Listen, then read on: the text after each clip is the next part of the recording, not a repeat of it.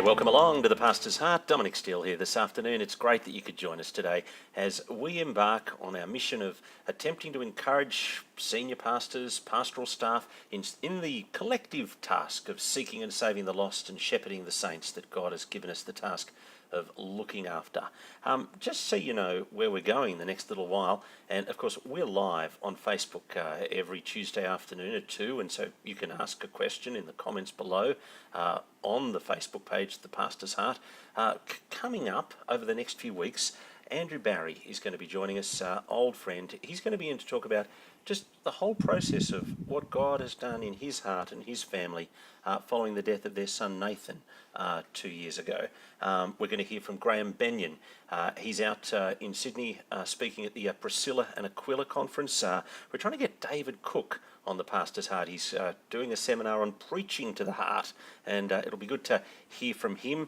Keith and Sarah Condy have a new marriage course coming out, and we're going to talk to them about how that can be helpful for us as we pastor married couples. Valerie Ling is going to join us to talk about burnout and resilience as a pastor.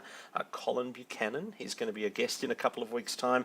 And Steve Cree, the pastor of the church formerly known as Creek Road in Brisbane, but now going through a rebranding process to be called the Living Church. Steve is going to be joining us in the next few months as well. And so that's where we're going. But today we're joined by Sam Hilton. Sam.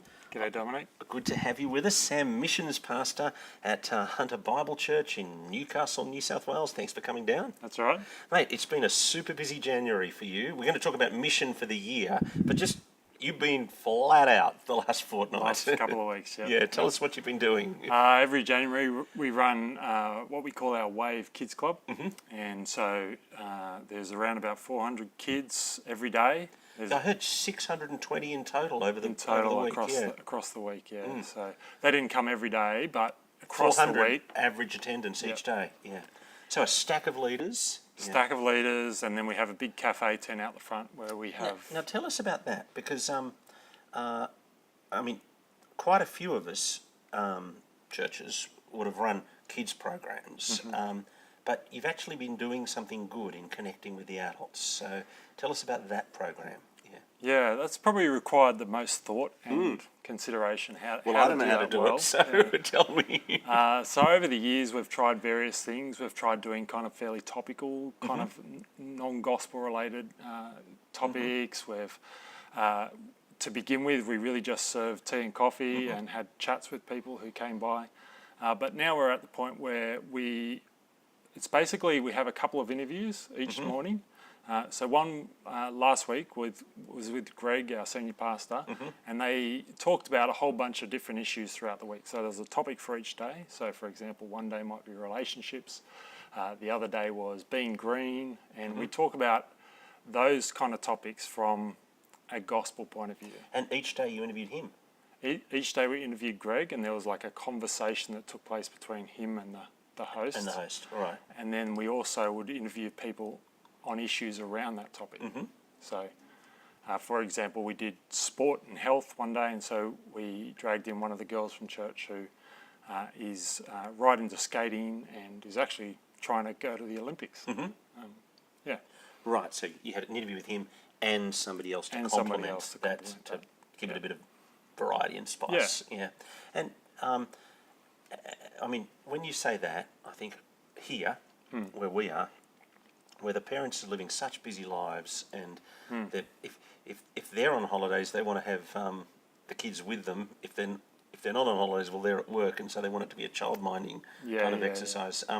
I guess you've got that dynamic at play as well, although perhaps not quite to the same degree up in Newcastle as we might in Sydney.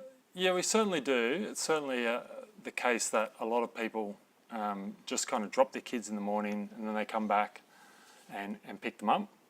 And that happens, I would say, for the bulk of our parents from the community. But there are always a few who find their way into the coffee tent. Right. And in fact, sometimes, so for example, this year there was a lady whose intention was to turn up, drop her kids what she had and last leave. time. Yeah. She met a couple of people at the door. They invited her to have a coffee, and she stayed all week. Right. Now, let's speak more broadly about evangelism. And how do you train, equip, and unleash people for mission and evangelism? How do you make sure that's happening in your church?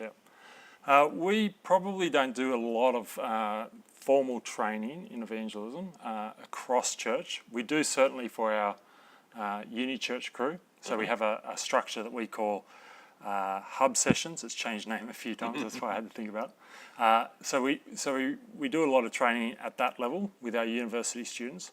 What we find though with people who are working, their parents, they're very time poor, and so we want to get them along to growth group. We want to make sure they're in church attendance. And it's hard to find a third strand in the week when you've got Sunday morning, a growth group or a community group, whatever, on one night, but a third slot for a training course is pretty hard. It's hard work, Yeah.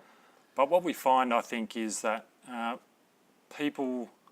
So we've over the years we've set up a structure called the Life Series, and we find that when people come along to that, that actually helps them to think about how they can engage with their friends. So your Life Series is your evangelistic course. That's right. And so to actually have your Christian people attend the evangelistic course. Yeah, we say if you're unsure about inviting your friends to this series, why don't you come along first, have a look, see what it's like, learn the ropes, and then bring your friend the next series.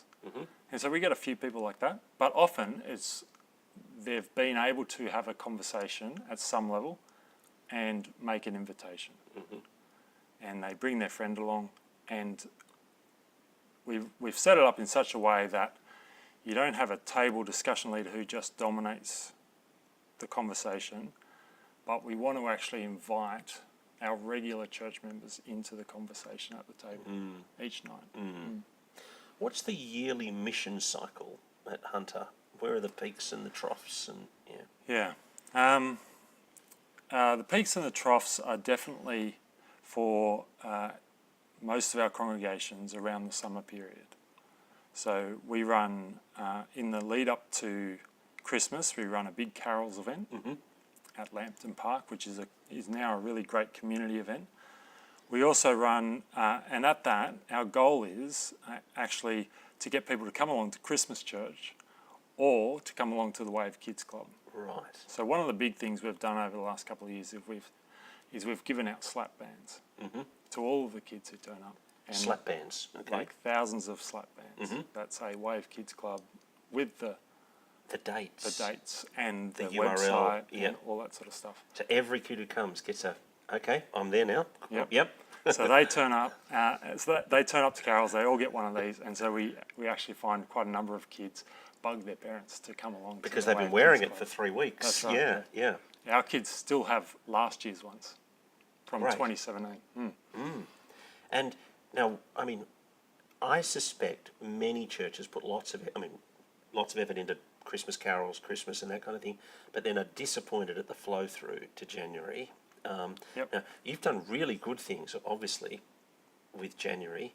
What about the adults coming back in January? Yeah, that's hard work, and we would, to be honest, we get a trickle through from carols into Wave and then into our evangelistic structures or into church after that. So it's not thousands of people walking through the door or anything like that, but I think you've got to be very purposeful in making sure that system is there so that you get some community people who come along through that process, but B, you also want to help the church to see the purpose behind all these events. They're not standalone events.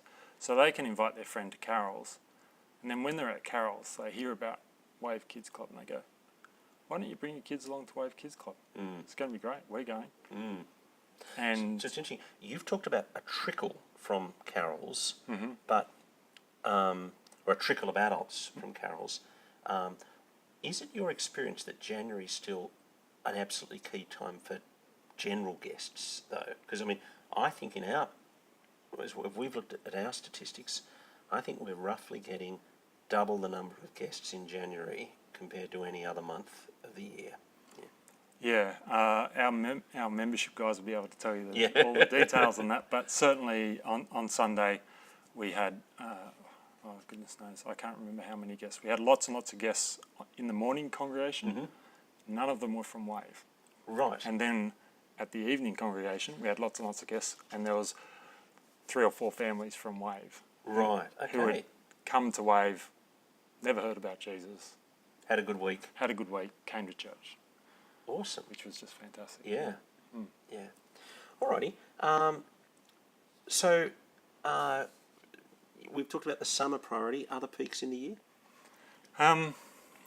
For our Unichurch congregation, our big kind of mid-year conference camp is probably one of the areas where we want to kind of use that as a flywheel into mission. Okay, and so we haven't done it the last couple of years, but this year we're hoping to actually run a series at church off the back of our mid-year conference. Give them a couple of weeks to settle back into university and all that sort of thing, and then make the invitations, and so have a 3-week series that runs off the back of that at church. That's specifically designed to catch people who are thinking about Jesus or who have had various conversations. Let's go back to those families who came last Sunday out of Wave. What's the process next in following them up? And I mean, nobody quite does exactly what you want, but what's the dream, and what's your hope for what will happen with them? Yeah. Well, I'll talk about one guy. His name's Jacob. He only came to one morning of the Wave coffee tent. He got talking to a bunch of men there. He loved the conversation that took place. He came to church on Sunday. He turned to the bloke next to him and said, I want to come to that life series that they're advertising. And so that's the dream. The dream is you go from Wave to church and then into the life series. There's also, off the back of Wave, there's a big document that we've got now of various conversations that took place and a whole bunch of other people. Your team are kind of recording the conversations on a shared Google Doc or something like that. Yeah, that's right. Okay. So at that point, we either, if they've given us their contact details and said we want to investigate further, we will make a contact with them specifically. But with others who haven't done that, then we have to work out other ways that we can follow them up. And that might be through the friend who brought them along, might be through the person who had that conversation at the table. Right. Now, just help me understand the life course. I mean, it's not so much the content, because we can see there's Christianity Explored or Introducing God or Life. I mean, I'm totally sold on the strategy of inviting someone to a relational course rather than just a one-off event. And so at our place, we've got a course starting at the beginning of term 1. Yep. We've got Introducing God again starting straight after Easter in term 3. But do you have the same leaders leading it each year or each time, or is it a leader leads the course and then that evolves into a community group, and how do you do it logistically? Yeah. So we have a young couple who oversee the whole ministry, and then we have a whole bunch of people who are what we call table Hosts, leaders or hosts. And so you're shooting for a number of tables. How many on each table? Usually about 4 or 5 people we think is optimal. And so usually there's a couple of non-Christians and a table host and maybe a friend or 2. Right, So okay, yeah. 5, that's probably 5 to 6. Isn't it? Okay, yeah. And we think that conversation dynamics actually work better Works in best that at that small number, group. yeah. Otherwise the table kind of divides off into 2 and you can't quite work out what conversations are happening. And those guys, those table leaders, majority of them have been on team for a long time. Right. And they just keep coming back And year so after year. But you're running Life more than once a year, aren't you? You're running 4 times a year. 4 times a year, Yep. basically every school term. Every school term, 5 weeks. And the leaders are each of them leading 4 5-week courses a year? Yep. Most Majority of of them. most of Yeah, those there's a table few guys who, because of family commitments and things like that, can't pop in come. and out, They yeah, pop in and out. They yeah. come to 2 throughout the year or something like that. Do you expect those leaders to be in a community group as well as leading on the Life? Yeah, all of them are. Yeah. Right. So this is a third strand of the week, Yeah. and so they're a committed bunch of They're a committed people. bunch of people. Yeah. Now, Life 5 weeks, is that right? 5 weeks. Yeah. What? How do you go with attendance? I mean, I'm thinking introducing God runs 7 weeks, but my hunch would be in a 7-week course, a non-Christian guest might come 5 times. Do you know? You probably find they drop in 1 or 2 times in that 5 weeks. It's funny, we find with our people over 30, I think it's a bigger deal for them to come. Mm-hmm. And so they're more likely to stick out 5 weeks. Right. They've made a decision, yes, I'm going to think through this properly. I'm going to come to 5 weeks. Mm-hmm. Your university student, we see more of them drop in for a night or 2 nights and then they disappear. Mm-hmm. And that's not thinking about shift workers and all that sort of stuff, and people who have gone on holidays halfway through the course and all those sorts of things. Yeah. Do you try to make the table groups homogenous? We're happy to have them. I mean, like, do you try to make them a student group here and a 50-year-old group here? Like, or do you end up putting a 50-year-old with a uni student? Or we do try to. We try not to have our 22-year-old table leader with a 50-year-old with his parents. Okay. Yeah. At the end, so the leaders are just leading life course. What's the transition of where people go to at the end? We've been in a best case scenario. Yeah, best case scenario. So we're actually changing things up a bit this year, and I'm not completely over it. So our best case scenario is from the number of people who come, those who have completed the course will want to find out more about Jesus, and so we actually feed them into a Christianity Explored group. Right, so you go from life to Christianity Explored. Yep. Right. So the syllabus of life is written to be pre-Christianity Explored? We find that with Christianity Explored, we run it at various other places as the first introduction to people because it's so transportable. Yep. You can do it with 2 or 3 people in a room or whatever it might be.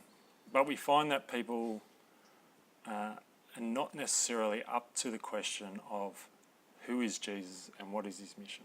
Mm-hmm. Too much of a high bar. Yeah. Mm-hmm. So we start right back in week 1 of life. We start back with the question of how can I be happy? Right. Give us the other weeks. Yeah. And then the second week is Bible reliability. Wow. And then the third week is sin, the cross, then the resurrection. Okay. Sin and judgment together? Or Yeah. Sin and judgment together. Yeah. What do you do under How Can I Be Happy? We do Ecclesiastes 2, and we take them to John chapter 10, where it talks about life, where Jesus says, I've come to offer you life to the full. And what we try to make sure we're not saying is Christianity will make you happy. We try to turn that question into Jesus will give you lasting satisfaction and joy, both in this life, but more importantly in the next. Yeah. Now, a moment ago, we were talking about January being a key time for evangelism. Yep. It's also a key time for key people to be away. How do you kind of navigate all of that? And that's probably why for example, I think a lot of other churches tend to run their version of Wave, their Summerfest or whatever it might be, the week before us. We run it where we do so that it gives our church members time to go away over Christmas and New Year's and all that sort of stuff. Yeah. And then they're Come able back to be and back. rejoin. Yeah. And we find that that's what most of Newcastle does, is they disappear over that couple of week period, and then they're back at work by Monday, last Monday. I'm just going to come back now to life and Christianity Explored. So you've got one set of leaders do the 5 weeks of life. Yep. Another set of leaders do the 7-8 weeks of Christianity Explored. What we're looking to do this year is actually roll one of the 2 people out of the Life series and into Christianity Explored. 2 of the leaders? 2 of the leaders, 2 of the table leaders. And then they'll carry that through till term 2, the end of term 2. and then from term 3 they'll jump back into life, Right, okay, yeah. and then term 4 will roll a different Set set of of leaders leaders out, and they'll continue Christianity Explored with them. And then you're hoping that the new people would be at what stage? I mean, because our experience with Introducing God is we get to the end of the course, and some of the people, perhaps some of the guests who've gone through the course, perhaps about half have owned Jesus by the end of the course, but the other half trickle into the kingdom over the next 12, 18 months, you know. Yeah. And so we've got to try and make that journey smooth. But one of the tensions we've had is we went through a process of having a lead Introducing God, and then that group became a Bible study group, and they stayed with that group for 2 years, and then by the end of it, pretty much most people were Christian, but and so we'd done really well at hanging on to them by having the same leaders all the way through, but actually it wasn't the best use of resources, and so it sounds like you've gone a different tack, but still trying to work out how to have the best relational connection, and That's right. Yeah. not having too much of a speed bump relationally and stuff like that. Yeah, it is tricky, and we find that by the end of the Life series, people probably aren't actually committed to Jesus yet. Yeah, I mean, it's only 5 weeks and they've only heard it once. That's and right, yeah. yeah. So we would say that's probably the norm, except for a few people who are Catholic background and would come along and think they've understood the gospel and then go, Yeah. and probably they're the most likely to actually become a Christian through the 5 weeks process. But then over the course of 7 weeks, throughout that time, that's where we begin to see people put their trust in Jesus for the first time. And then just join a regular community group, or what's the next step? Yeah. So the hope is this year is that will actually continue into, I guess, a just for basics kind of. Just for starters. Just for starters sort of course. With the same Christianity Explored leaders hanging on to them. Yep. Yeah. Right. Okay. Cool. How do you celebrate the wins in church? The stories of people coming to faith. We try to make a big deal of baptism. So we baptise people twice a year.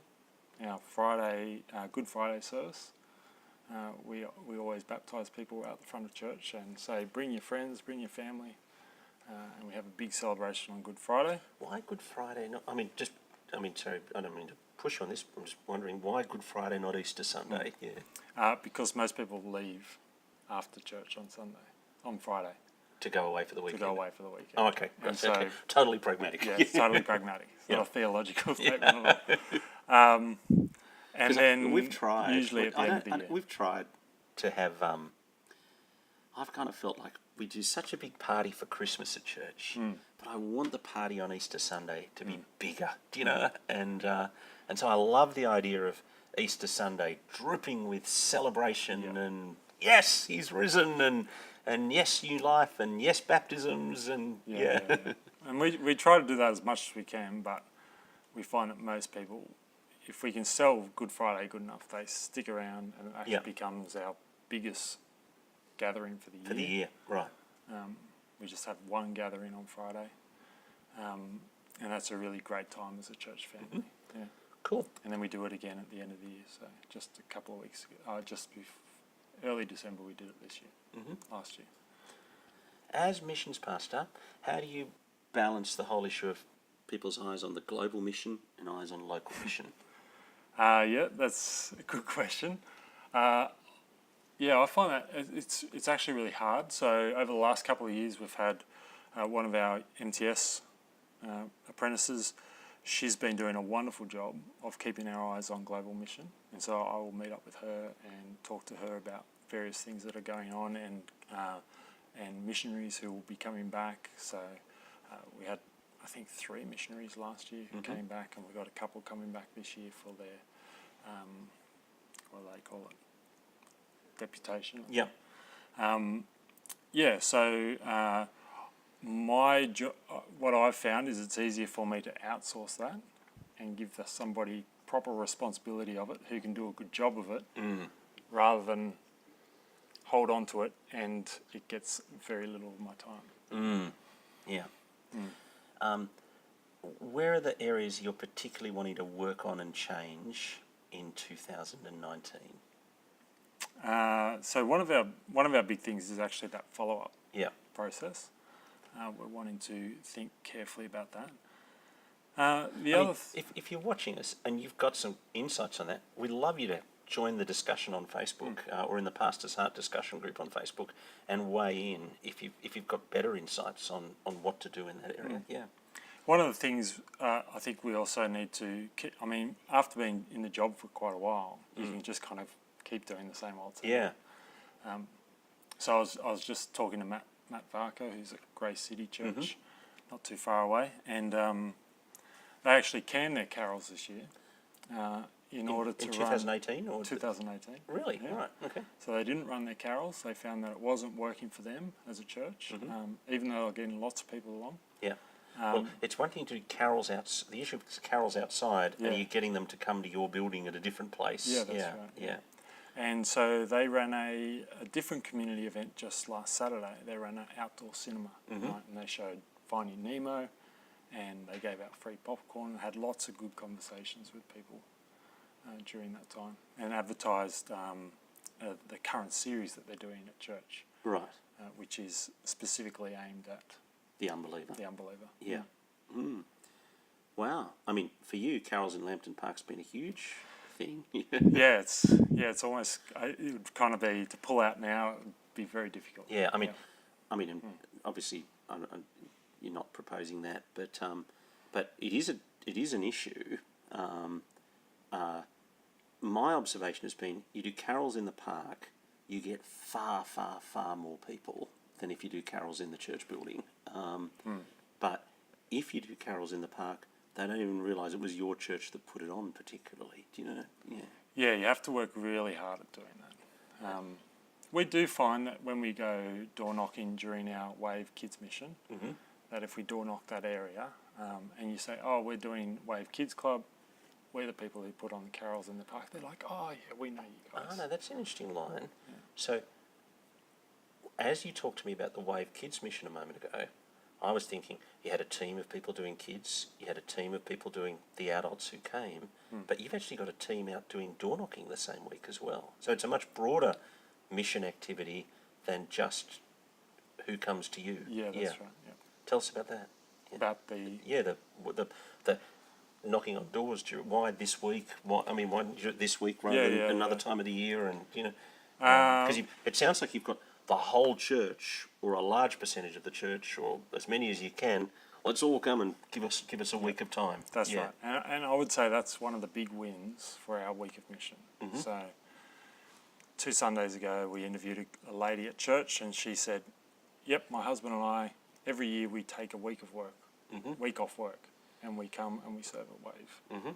And she was there on the door. She was part of the welcoming team. He was part of the cafe team, and they were just there every single day, just serving. And it actually brings the whole family together, church family together, and says, we want to reach the city of Newcastle. And that's why we're doing this big thing. That's why we're throwing so much energy and effort into it. How do you do the team building of your team and the feeding and equipping and encouraging daily through the mission week? I get how a beach mission does it. When I was a beach mission leader, we'd have breakfast together. I'd give a Bible talk after breakfast, and the kids' program would start at 10 o'clock. But now, if I was to do one here in this church, I'm thinking we've got to be ready to receive kids at 8:30 because people are heading off to work, or really some of them are dropping their kids at 8:10. And so, how do you manage that? Yeah, so there's varying kind of various amounts of buy-in. So, for example, my wife was running the E-team in the coffee tent this year. She would go to the morning sessions. She would have a devotion before they would have a devotion before with her team. With her team before they started, all that sort of thing. But then once they all kind of packed up and debriefed, then she would go home and that was it for the day. Yeah. Whereas your kids team leaders, so if you're out in one of the sections, the kids sections, you'll have all of that involved as well. And then after that, you'll also have night activities after door knocking and home visitation and stuff like that. Right. Well, hang on then. So the kids who are coming, how many hours are they with you? They're there for 2.5 hours. Well, it kind of, it balloons out to about 3 hours. Right. Okay. So, I mean, round here, when we've run kids clubs, it's all been, we'll take them 9 till 6. You know, yeah. And so at the end of it, the leaders just completely run out of puff. You know, yeah. But you are getting Yeah. parents who've, whereas you've gone for the half day, not the full day. not the full day, and that strategy's worked. Yeah, it's been good. Mm-hmm. So you, at the end of your lunchtime, the kids leaders have still got some energy left for something else. That's right. So, They spend time together at lunch praying for all of the different sections. We tell stories about the took wins. place Yeah. that day. Then the afternoon is And what? then the evening, we've actually tried to do some But you said door knocking in the afternoon, is it? door knocking in the afternoon and home visitation. So what's home visitation? Well, we tried this thing this year where we would actually send a text message out to families and say, hey, a couple of our leaders are available if you'd like them to come and visit and hang out with your kids who have been in your section. Mm-hmm. How'd it go? Didn't work. Right, okay. Yep. And so, we'll have to think of something else next year. What did you do in the evenings last year? Last year, it was all on site. Yeah. And what we've found over the last couple of years is that people have been opting out of those. And so this year we changed it up. Monday night we did lawn bowling. And then Tuesday night we broke the team up into 3 groups. This is the kids team. Into 3 groups, and we sent them to various pastors' houses. And so we had 30 people in our home that night. And then Wednesday night they had just a beach evening. And then Thursday night we did that again with the pastors. Mostly a bit of fun team building, and a bit of kind of encouragement and input. Yeah, I gave a 5 to 10 minute Bible talk. Yeah. And, some of the leaders who came, I'd never talked to them before. Right. And so it was a great opportunity for me to be able to drop into their lives. Great. Sam, thanks so much for coming to talk to us. It's been extraordinarily helpful. Yeah. No worries. My guest on The Pastor's Heart has been Sam Hilton, and it's great that you've been able to join us this week, and we'll look forward to your company at the same time next week.